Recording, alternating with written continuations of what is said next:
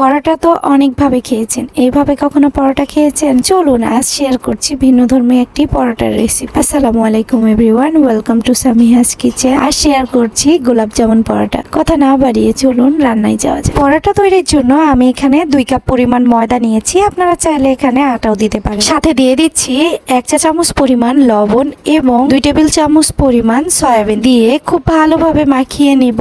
শুকনো উপকরণগুলো হাতে ঠিক এইভাবে মাখিয়ে নিতে হবে।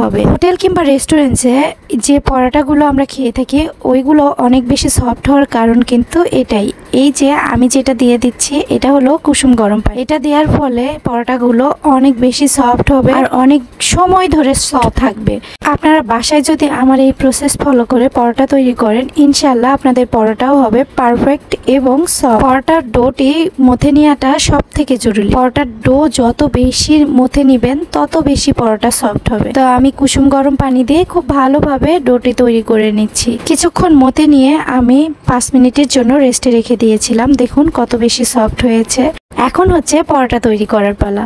এখানে কিছু ডো নিয়েছি, ডোটি দিয়ে আমি খুব সুন্দর রুটি শেপ দিয়েছি। দিয়ে দিচ্ছি গোলাপ জামুন মিষ্টি। যেহেতু এটা গোলাপ জামুন পরোটা সেহেতু গোলাপ জামুন তো থাকতেই হবে। দিয়ে খুব ভালোভাবে মুড়িয়ে নিচ্ছি। দেখুন আমি কাজটি কিভাবে করছি, খুবই সহজ আর আমার বাসার সবাই বেশি পছন্দ করেছে আমার এই পরোটাটা।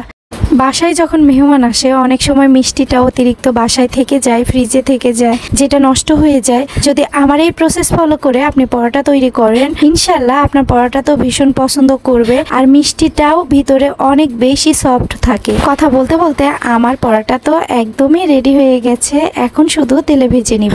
আমি কিন্তু এখানে 2টি পরোটা রেডি করে নিয়েছি, একটি অফ ক্যামেরায় আরেক অন ক্যামেরায় রেডি করে নিচ্ছি। তো দেখুন পরোটা কোনোভাবে জোরে বেলা যাবে না, এতে করে মিষ্টিটা বের হয়ে আসার সম্ভাবনা থাকে। তো আমি এখানে তেল হালকা গরম করে নিচ্ছি, দিয়ে দিচ্ছি পরোটা। এ পর্যন্ত দেখে যদি আপনার কাছে আমার ভিডিওটি ভালো লেগে যায়, please support and subscribe my channel. আর আপনি যদি অলরেডি এই কাজটি করে থাকেন, আপনাকে অসংখ্য ধন্যবাদ আমাকে সাপোর্ট করার জন্য। যারা নতুন আমার ভিডিওটি দেখছেন অবশ্যই চ্যানেলটি সাবস্ক্রাইব করবেন, বেল বাটনটি অন করে রাখবেন। এতে করে আমি নতুন ভিডিও ছাড়লে সবার আগে আপনার কাছে নোটিফিকেশন যাবে। আর চাইলে পেজ ফলো করতে পারেন। পরোটায় যদি সুন্দর একটি কালার না আসে, দেখতেও যেমন ভালো লাগে না, খেতেও কিন্তু ভালো লাগে না। পরোটা মুচমুচে খেতেই বেশি ভালো লাগে। তো বাচ্চাদের টিফিনে কিংবা সকালের নাস্তায় ঠিক এমন একটি পরোটা যদি আপনি তৈরি করে দেন, সবাই তো ভীষণ পছন্দ করবে। আর মেহমান আপ্যায়নেও কিন্তু এই পরোটাটার জুড়ি। তো এই পরোটার ভিতরে যেহেতু গোলাপ জামুন মিষ্টি আছে, সেজন্য আমি নাম দিয়েছি গোলাপ জামুন পরোটা। আপনারা কিন্তু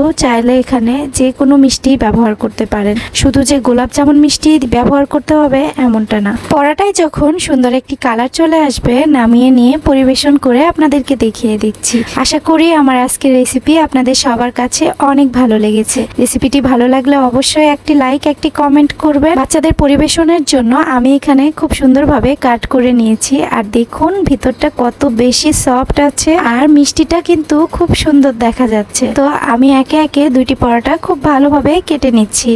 দেখুন পরোটাগুলো কত সুন্দর এবং লোভনীয় লাগছে। আশা করি আমার আজকের রেসিপি আপনাদের সবার কাছে অনেক ভালো লেগেছে। রেসিপিটি ভালো লাগলে একটি লাইক, একটি কমেন্ট করবেন। আজকের মতো বিদায় নিচ্ছি। ইনশাআল্লাহ দেখা হবে পরবর্তী কোনো ভিডিওতে। সে পর্যন্ত আল্লাহ আপনাদের সবাইকে ভালো রাখুক, আমাদের জন্য দোয়া করবেন। আল্লাহ হাফেজ, আসসালামু আলাইকুম।